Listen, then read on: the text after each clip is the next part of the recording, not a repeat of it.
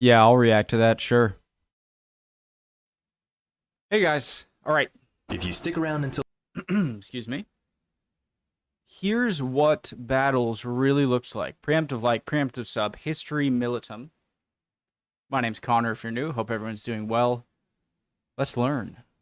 this video is sponsored by Masterworks. Thanks, Masterworks. Ancient battles are so often imagined as a top view of geometrically perfect formations clashing with each other that many don't know how ancient battles actually looked like for individual soldiers and their ranks. Since the 19th century, dozens of theories have come forward to try and explain how combat was actually performed, and Hollywood gives it no true justice, despite looking very entertaining on the big screen. Gladiator. So how did ancient battles really look like?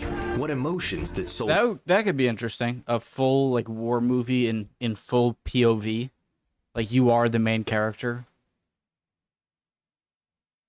I don't know if that'd work. go through? How much space was kept between ranks? How did soldiers manage to fight for hours without breaks? And what was the probability of surviving in the front ranks?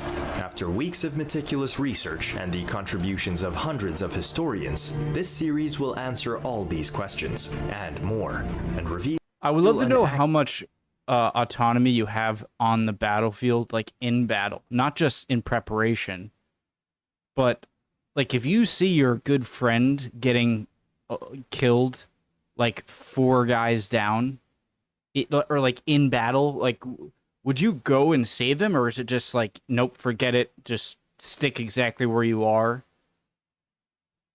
even if someone around you see gets killed?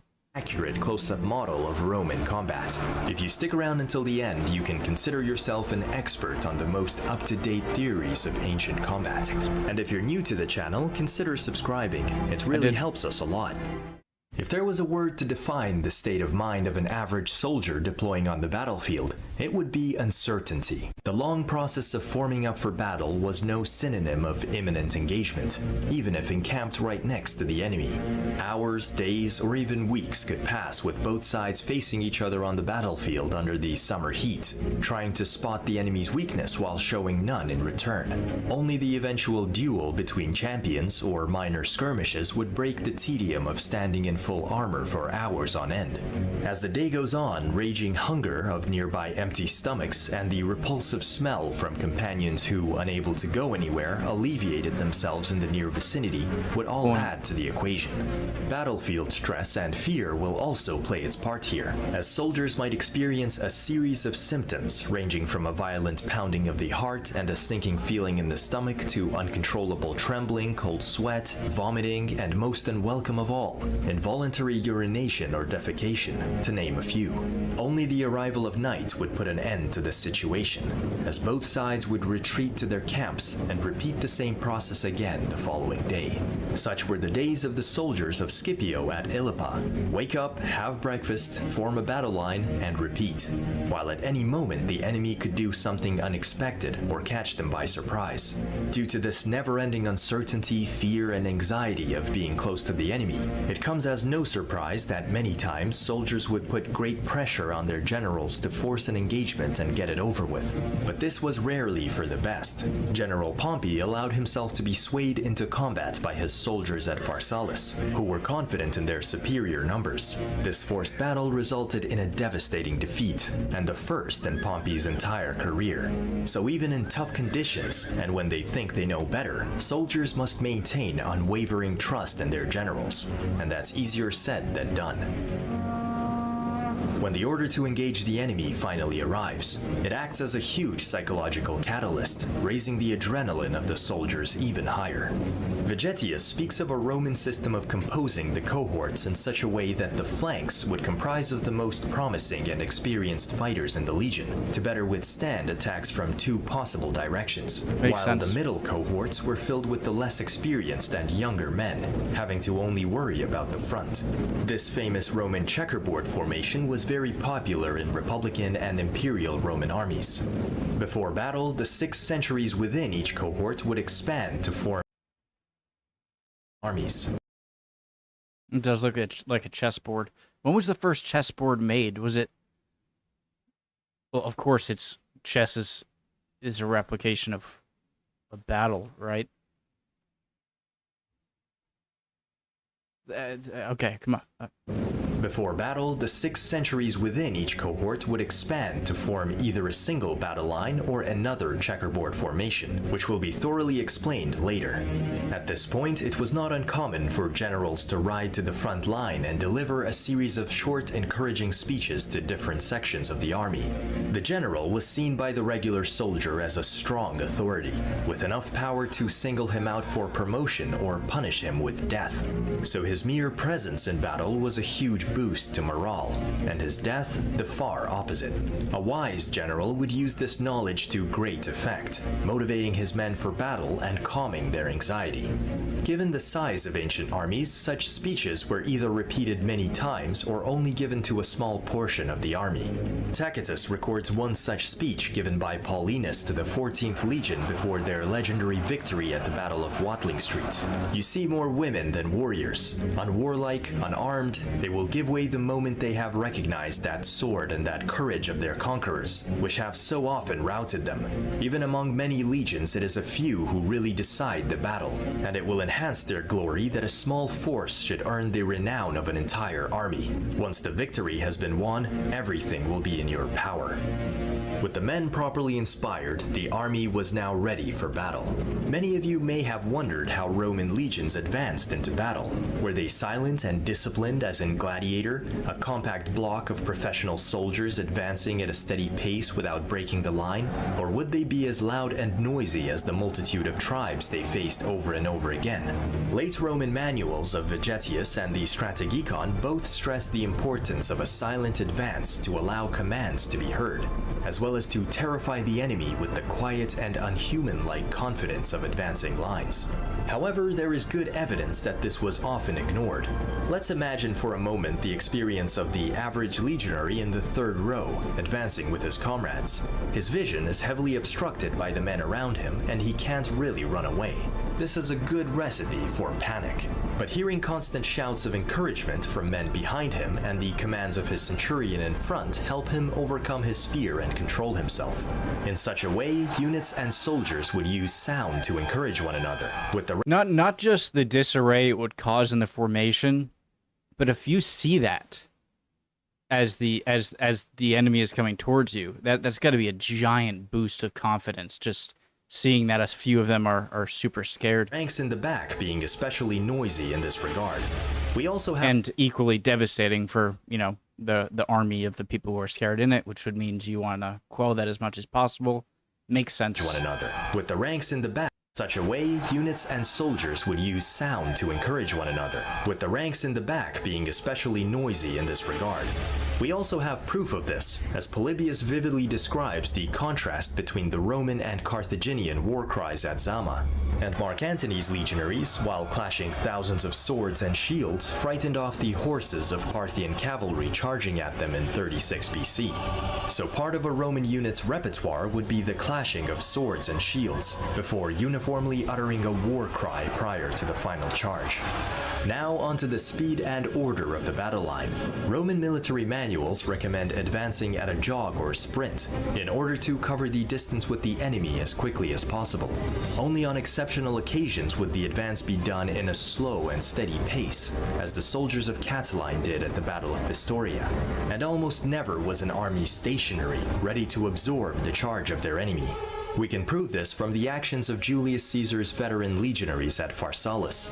Caesar's soldiers entirely defeated Pompey's hopes by their good discipline and experience. For perceiving the enemy did not stir, they halted of their own accord in the midst of their career, and having taken a moment's breath, put themselves a second time in motion, marched up in good order, flung their javelins, and then betook themselves to their swords.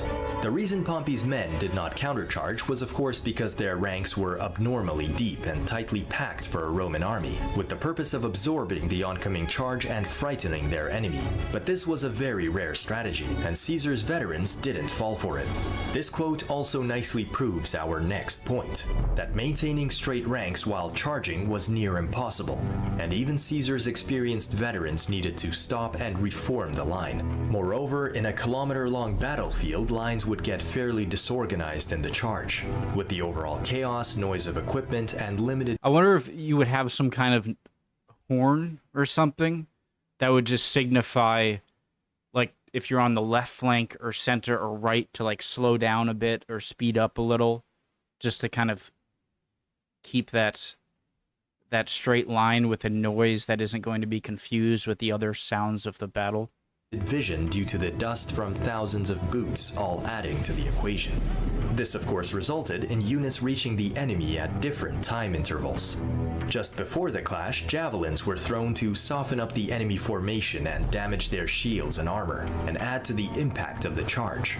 Not only Romans, but Iberians, Gauls, Germanics, Britons, Thracians, and many others used some form of javelins in battle. So flying projectiles were not only common before, but also during ancient battles, as some commanders are known to have died from javelins even several hours after the start of battle. Modern experiments carried out with the Roman javelin showed they had an effective range of about 20 meters, and a charging legionary had at best 7 seconds to throw it and unsheath his sword before the final clash. Unfortunately, ancient sources never provide a close-up description of Roman battle mechanics, but the countless recorded battles do give us a set of patterns we can use to create a close-up image of them. Firstly, Roman battles often dragged on for several hours and even days until one side broke, with casualty rates from both sides recorded as surprisingly low. That is, until one side broke formation and was routed. In this case, the defeated side would lose between 30 and 60% of the whole force in the battle and ensuing rout, whereas the victorious side rarely suffered more than 5% losses in the entire engagement. Now, there were exceptions to this rule, like the Pyrrhic victories of the 3rd century BC, but the vast majority of Roman battles comply with it. Secondly, Roman battles were highly mobile affairs, with sections of the army either pushing or being pushed back large distances. For example, Caesar mentions the Helvetii being pushed back at least 1 mile before they resumed fierce resistance from their new uphill position. That's a long way. A mile retreating at like hand-to-hand length? 1 mile distances. For example, sections of the army either pushing or being pushed back large distances. For example, Caesar mentions the Helvetii being pushed back at least 1 mile before they resumed fierce resistance from their new uphill position. And thirdly, the Romans had a system for replacing wounded and tired men from the battle line, considering it's near impossible for an individual to fight for more than 12 minutes due to physical and mental exertion. So how did they do it? And no, they probably didn't systematically replace the frontliners upon the blow of a whistle. The battle line would be far too noisy, chaotic, and uneven for it, and we have no real evidence for this model. On first glance, these rules of Roman battles could seem counterintuitive and even contradictory, which is why the true nature of Roman battles was under constant debate, though everyone agrees that these 3 points must be accounted for in any model. Luckily, the dynamic standoff theory has been put forward to provide a viable solution for recreating the Roman battle experience, and it is what we will explain throughout this series. Maintaining a Roman army took lots of money, resources, and years of specialized training, but these were all crucial investments to protect the wealth of the Roman elite. Today, the protection of wealth has greatly evolved, with some elites doing it through investing. Not just into stocks, bonds, or real estate, but more exclusive assets, luxury commodities, and collectibles, like fine art. These assets historically retain and even gain value during periods of economic downturn, which is why in 2022, while most investments and investors were having their worst year since the 2008 financial crisis, the art market set all-time high sales records during auction season. Financial experts from Deloitte expect the global value of art to continue growing to an eye-popping $1 trillion by 2026. Until recently, you'd need millions to invest in art. But thanks to our sponsor Masterworks, you can now invest in art from legends like Picasso. Guys, if this interests you, obviously, make sure to use the promo codes and links in the description below, all right? Picasso, Banksy, and Monet, all for a fraction of the piece's total cost. The link to the video is in the description below, and make sure to use those promo codes and links. Masterworks has sold over $45 million worth of art and distributed the net proceeds to their investors. In fact, all of their sales have delivered positive net returns, and over 700,000 people have already signed up. As the economy grows more stagnant, demand grows by the day, so there may be a wait list, but our subscribers can skip the line by clicking the link in the description below. Hollywood likes to represent charges as chaotic and impetuous, with eager soldiers clashing violently with the enemy. Lines are then broken, order is lost, and the full chaos of a battle royale commences. This may look good on a big screen, but in reality would never happen because of mere psychological factors. When faced with an army in front, people don't just leave the safety of their comrades next to them to break through the enemy line and surround themselves with enemies. Here, for example, we can already identify a few that wouldn't even last the next few seconds, with a possible blow coming from any direction. And let's not forget that every soldier wants to return home in one piece. Furthermore, if such a thing did happen, the casualties on both sides would have been astronomical, which means making sure the other guy doesn't return home in one piece. Or if such a thing did happen, the casualties on both sides would have been astronomical, which violates our first rule for there having to be low casualty rates before victory. Hand-to-hand combat was a traumatic and tentative affair, where even the most seasoned veterans could break under psychological pressure at any moment. As cohorts, centuries, and maniples closed the last meters with the enemy, not all of them would have committed to the charge. Some would have lost confidence and kept a safe distance to utter insults and exchange missiles with the enemy, not yet willing to engage in hand-to-hand combat. This is also proven by the quote from Pharsalus, when units autonomously decided to halt. The stalemate would continue until one side got the courage to initiate a charge and resume combat. Officers played a critical role in this, as their leadership skills could persuade hesitant soldiers to overcome their fear. A notable but extreme example is a standard bearer at the Battle of Pydna who purposely threw his standard into the enemy ranks, and successfully motivated his unit to fight on and retrieve it. While at the Battle of Pharsalus, Caesar's whole army was led by a single centurion at the head of 120 brave volunteers. But despite these individual heroes, the vast majority of any army's front line would be using more of their shield than their sword, fighting more to survive rather than to kill.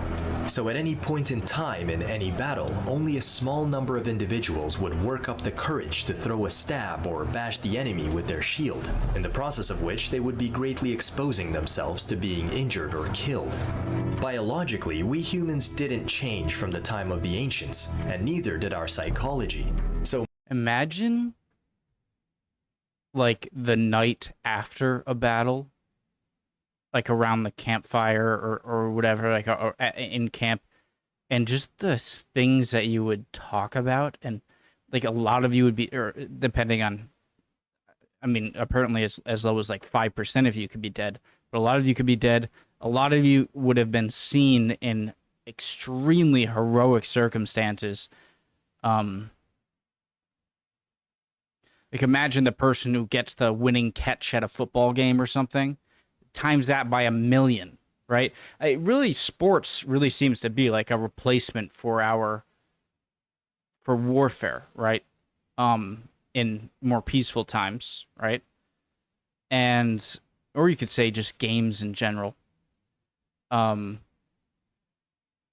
clearly like that, like when it comes to like from substitutes to just a lot of different things that sound so sport-like, and then you realize, well, of course it does. Sports are made around the same concept, right? And probably fueled by the same emotions and stuff. It's just way bigger stakes and incredible circumstances where, you know, in a game or sport, you're not gonna die, okay? And so whatever you can possibly do that is heroic or amazingly impressive on a sports field, imagine like seeing someone like in a frenzy, like you might have known a little bit, and like doing something heroic, and equally so if you see someone being cowardly, like the way that you would shape the perception of the people around you after seeing them in combat is crazy, because the stakes are you're dead. And so everything you do is in that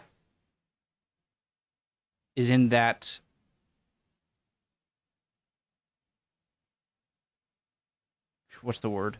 Aura? No.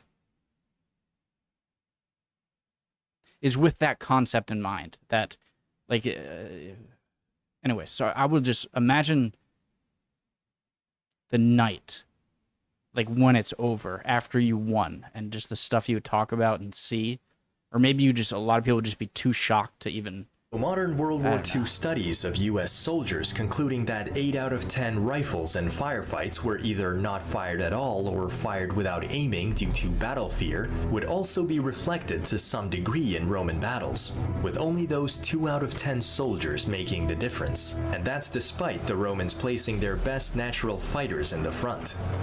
You ever, like, why do psychopaths exist? Do you ever hear that? Well, probably because of reasons like this that gave it an advantage. That's like, yeah, in everyday life, it's not great to have a psychopath. But in a battle, give me that guy. Anyways. Pick, a 19th century officer who studied ancient battles, puts it very nicely. Man does not enter battle to fight, but for victory. He does everything he can to avoid the first and obtain the second. In other words, fighting would be avoided as much as possible. But if a section of the army breaks the enemy in front of them, the entire unit and even those behind them would press on their advantage with a surge of confidence to kill as many enemies as they can. This overconfidence would then result in even more panic for the breaking line, and they would offer little resistance when their instinct of self-preservation took over and spread to the whole army. Yeah, I can imagine that. I'm getting chills just thinking about it. One more sports analogy. Crap, what was it? Resistance when their instinct of self-preservation took over and they would offer... Oh yeah, just like with sports, not all sports teams are equal. Some are much better than others. If you have Real Madrid go up against an MLS team or a college team or whatever, they're going to get swamped. And so there must have been a similar thing with battles in that, not saying upsets can't happen, but of just seeing a battle where it's evenly matched armies was probably much more rare than we think. And it was much more probably just... I can't finish my thoughts. I hope you get what I'm trying to say. Little resistance when their instinct of self-preservation took over and spread to the whole army. My God, this that psychological phenomena is very well documented in the Battle of Zama. Consequently, the Romans immediately... instinct of self-preservation took over and spread to the whole army. This psychological phenomena is very well documented in the Battle of Zama. Consequently, the Romans immediately broke the enemy's line at the first attack. Then they pressed on with their shoulders and shield bosses, steadily advancing as the foe fell back, and making considerable progress as no one offered resistance. Then, as soon as they saw that the line confronting them had given way, the Roman rear line also began to press hard from behind, and this gave increased impetus to the rout of the enemy. On the other side, the second line of Africans and Carthaginians gave no support at all to the auxiliaries as they gave way. On the contrary, they fell back themselves for fear that the Romans would cut their way through those of the front line who offered firm resistance and reach themselves. And so it is the small breaches like these that result themselves for fear that to the auxiliary. On the other side, the second line of Africans and Carthaginians gave no support. The line also began to press. They saw that the line confronting them guys, just please shield bosses. This line documented in the Battle of Zama. Consequently, the Romans immediately broke the enemy's line at the first attack. Then they pressed on with their shoulders and shield bosses, steadily advancing as the foe fell back, and making considerable progress as no one offered resistance. Then, as soon as they saw that the line confronting them had given way, the Roman rear line also began to press hard from behind, and this gave increased impetus to the rout of the enemy. On the other side, the second line of Africans and Carthaginians gave no support at all to the auxiliaries as they gave way. On the contrary, they fell back themselves for fear that the Romans would cut their way through those of the front line who offered firm resistance and reach themselves. And so it is the small breaches like these that result in the panic and withdrawal of entire armies and change the course of history. Again, because your life, I don't want to stress this enough. Your life is on the line in the most literal sense ever. You're dead. And so I want to keep bringing back the sports analogy because, there are things in sports called comebacks, right? Because at the end of the game, you just lose. You don't die or get enslaved or have whatever. And so I'd imagine the idea of a sort of comeback in a war had to have been so rare because as soon as any reasonable hope of victory is gone. And by reasonable, I mean above maybe 40%, 30% maybe. Other than that, it's like the change of emotions on the battlefield must be crazy, from like apprehension to like seeing someone charge in and break through, and then you get all the confidence and you go in, and then maybe it turns and you have to go back, and then you see it coming back and you're all stalwart, and then you realize that they're breaking through, and you look around and suddenly everyone's sort of hesitant, and then you just book it. Oh my God, the mental... So far, this battle model very well satisfies our first point, explaining how casualties were surprisingly low during combat, but were staggering when they turned out decisive. But this model is still fairly inaccurate, as we have yet to consider our other 2 points in order to create a complete close-up model of battle. But all this will have to be tackled and presented in another video, as this topic turned out too interesting and far longer than expected. Yeah, this is great. And I refuse to quickly sum it up in one video for the sake of time. So make sure you are subscribed and have the bell notifications turned on so you don't miss the next one, which will include the more shocking theories of close combat and how victory was actually achieved. I would like to... It's a great video. Yeah, that I can, as someone who's obviously never been in any combat situation, all right, or even training of any kind, you can still just think of it as a human with human emotions and just kind of put yourself in there and realize the sort of emotional roller coaster it must have been, and sort of animalistic nature that I'm sure people took on, especially when you're losing. And also, I like to think about just what would happen after such a battle, and what that night would be like, and apart from addressing, wounded soldiers and the dead and whatnot, just when it came to the social interactions of soldiers, that would be crazy to be around. Oh my God, I would love to do that, or like be a ghost in that. I wouldn't want to be there, but I would love to be a ghost in that later scenario of like how they act afterwards. And crazy. Love y'all. Hope you're all doing well. Would appreciate any comments down below, and we'll keep on learning next video. Bye, guys.